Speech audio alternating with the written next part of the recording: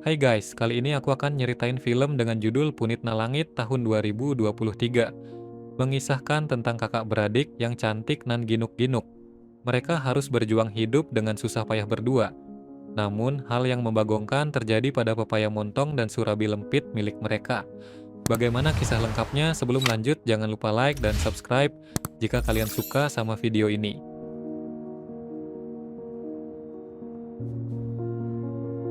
Di suatu desa hidup seorang penjahit yang cantik namun bisu. Dia bernama Diosa. Meski bisu, dia masih dapat mendengar, sehingga bukan hal yang sulit untuk mengajaknya berkomunikasi. Tak lama kemudian adiknya, yaitu Claudia, pulang. Dia terlihat gembira karena telah diterima sebagai mahasiswa baru di Universitas Manila. Mereka tinggal bersama di sebuah pondok di pegunungan. Diosa bekerja sebagai penjahit untuk memenuhi kebutuhan sehari-hari. Sementara itu, Claudia fokus bersekolah untuk mengejar karir di bidang akademis.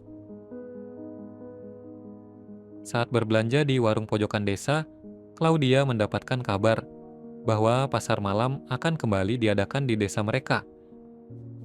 Kemudian Claudia bercerita kepada Diosa tentang pasar malam itu. Mereka sangat senang karena bisa mencoba berbagai wahana dan mengenang masa-masa kecil dulu.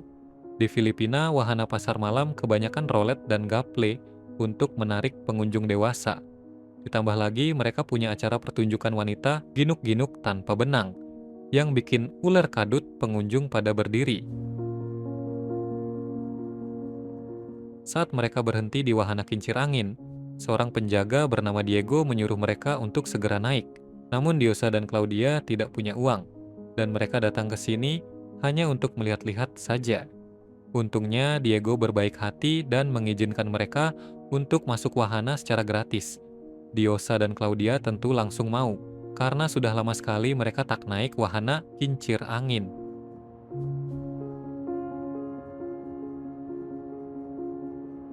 Usai bersenang-senang, Diego mengajak mereka berbincang. Sepertinya si Diego ini tertarik dengan kecantikan Diosa.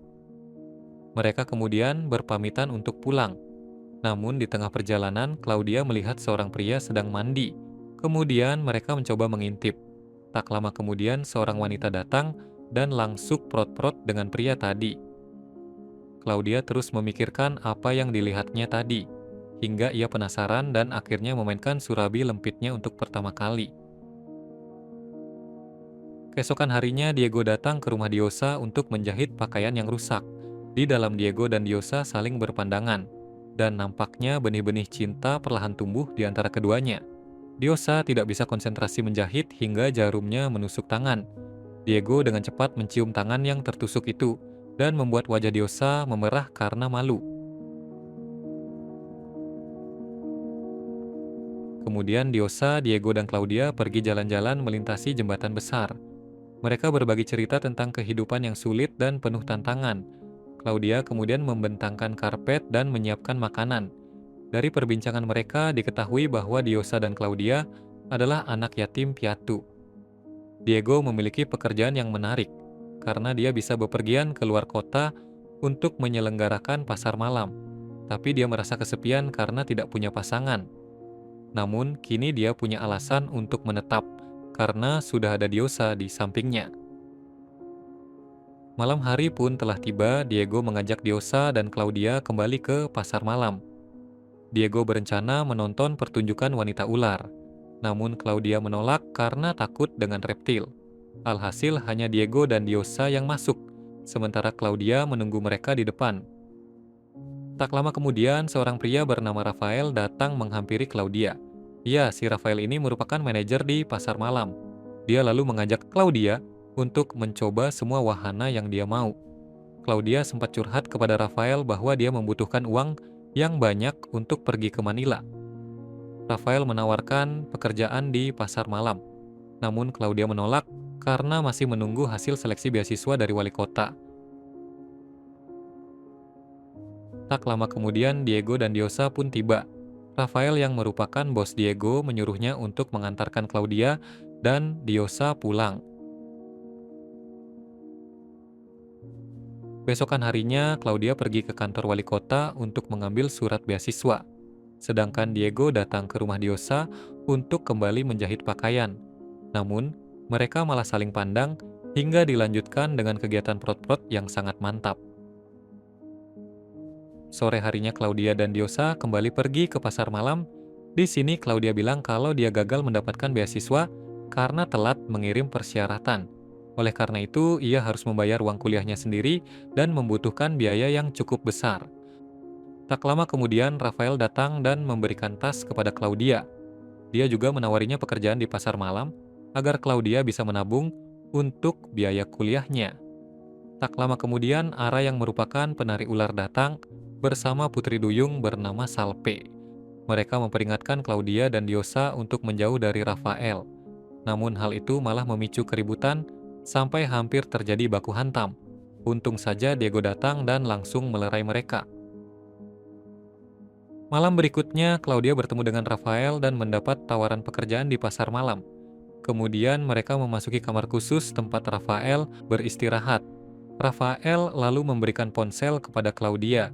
Tentu saja tidak gratis, Rafael langsung meminta prot-prot pada Claudia. Claudia yang polos dan penasaran hanya bisa pasrah dengan kekuatan rudal balistik milik manajer pasar malam itu. Sore harinya, Rafael memperkenalkan Claudia pada pegawai lainnya. Dia bakal bekerja sebagai penjaga kasir baru. Ara menghampirinya dan mengingatkan Claudia untuk berhati-hati selama bekerja di sini. Salpe kemudian menghampiri Claudia dan mengatakan bahwa sikap Ara memang sok keras. Dari perbincangan mereka diketahui bahwa pelanggan bisa menyewa pegawai wanita di pasar malam untuk diajak prot-prot. Claudia kemudian datang ke ruangan Rafael untuk memberinya penghasilan hari ini. Kemudian Rafael menawarinya pekerjaan baru yang lebih menguntungkan daripada sekedar menjaga kasir. Terlihat kalau Claudia tertarik. Namun saat Rafael membisikkan pekerjaan itu, Claudia menjadi marah dan menabok Rafael. Rafael kemudian mengancam Claudia dengan menunjukkan rekaman prot-prot mereka lemarin. Jika Claudia tidak mau bekerja untuk memuaskan pengunjung, maka video tersebut akan disebarluaskan. Claudia menyelinap keluar pada malam hari. Dia terpaksa mengikuti perintah si Rafael. Para pria datang satu persatu untuk menikmati surabi lempit dan pepaya montong milik Claudia. Suatu ketika, Claudia menggoda Rafael untuk prot-prot bersamanya. Saat Rafael tidur karena lemas, Claudia mencari ponsel untuk menghapus video prot-protnya. Namun, Rafael selalu punya cara untuk menipu dan memeras Claudia, sehingga dia selalu gagal menjalankan rencana. Karena kesal, Claudia melakukan hal yang sama untuk memeras kliennya. Binigay ko na sa boss mo. Namun, Rafael mengetahui kejadian tersebut. Alhasil, Claudia mendapatkan hukuman di mana ia harus bekerja lembur untuk prot-prot dengan seluruh pekerja pasar malam. Claudia diprot-prot masal habis-habisan. Parahnya, Diego yang dianggap baik juga ikut-ikutan.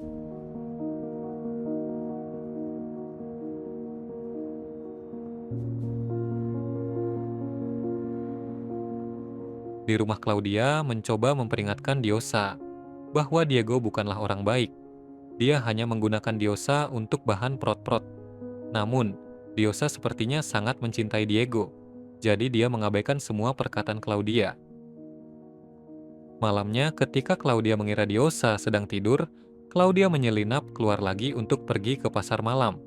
Di sana sudah ada bos besar yang ingin melihat Claudia bekerja lembur bersama Diego. Namun ada hal yang mengejutkan. Terungkap bahwa Diosa telah mengikuti Claudia dari belakang dan bahkan mengintip mereka yang sedang prot-prot. Diosa sakit hati dan segera berlari pulang. Dia mengira Claudia telah tega merebut pacarnya. Sesampainya di rumah, Claudia langsung dimarahi Diosa. Diosa terlihat sangat kesal pada adiknya itu. Claudia mencoba menjelaskan kalau Diego bukanlah pria yang baik. Dia terpaksa mengobral surabi lempit dan pepaya montongnya demi bisa mendapatkan uang agar mereka bisa pergi ke Manila.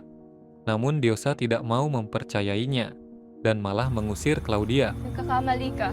Nangako kay nanay at tatay na hindi tayong dalawa kasama ka.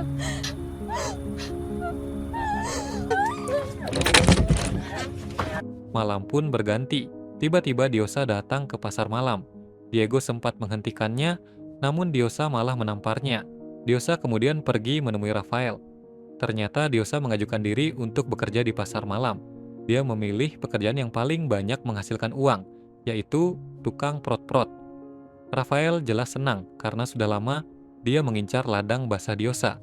Kemudian mereka masuk ke kamar untuk prot-prot. Setelah selesai, Claudia kembali menghampiri Diosa. Dia meminta kakaknya itu untuk tidak kembali bekerja di pasar malam. Cukup dia yang tersiksa dan mencari uang demi sekolah di Manila. Namun, Diosa tidak mendengarkan. Dia menulis catatan dan mengatakan akan segera datang lagi. Di sini dia pergi ke kamar pekerja, menyiram mereka dengan minyak tanah, membakarnya dan kemudian mengunci pintu agar mereka mati terbakar di dalamnya. Hal serupa juga dilakukan pada Diego. Rupanya Diosa sangat kecewa dengan pacarnya ini. Nah, di sini diketahui bahwa sebelumnya Diosa dengan sengaja mengajak Rafael prot-prot. Setelah dia teler, Diosa mencari ponsel Rafael untuk melihat file video yang sempat jadi ancaman bagi Claudia. Kemarin Ara datang dan menceritakan bahwa Rafael menjebak Claudia agar mau bekerja sebagai tukang prot-prot. Hal itu membuat Diosa marah dan memutuskan untuk menuntut balas. Diosa kemudian menuju gudang tempat Claudia prot-prot bersama Rafael. Di sini dia membangunkan Claudia dan membawanya pergi. Saat gudang sudah dibakar, Claudia nekat masuk untuk mengambil semua uang Rafael. Rafael sempat bangun dan menghentikannya, namun Claudia datang dan menghajar manajer nakal itu. Sempat terjadi aksi kejar-kejaran hingga akhirnya Rafael terjatuh dari wahana tinggi dan modiar seketika. Claudia kemudian mengajak Diosa untuk naik bus dan berangkat ke Manila. Namun di sini Diosa sempat menolak karena menurutnya Diosa harus tinggal dan menanggung segala akibatnya.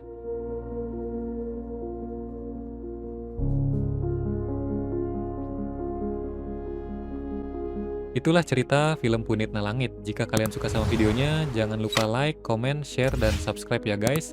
Sampai jumpa di video selanjutnya.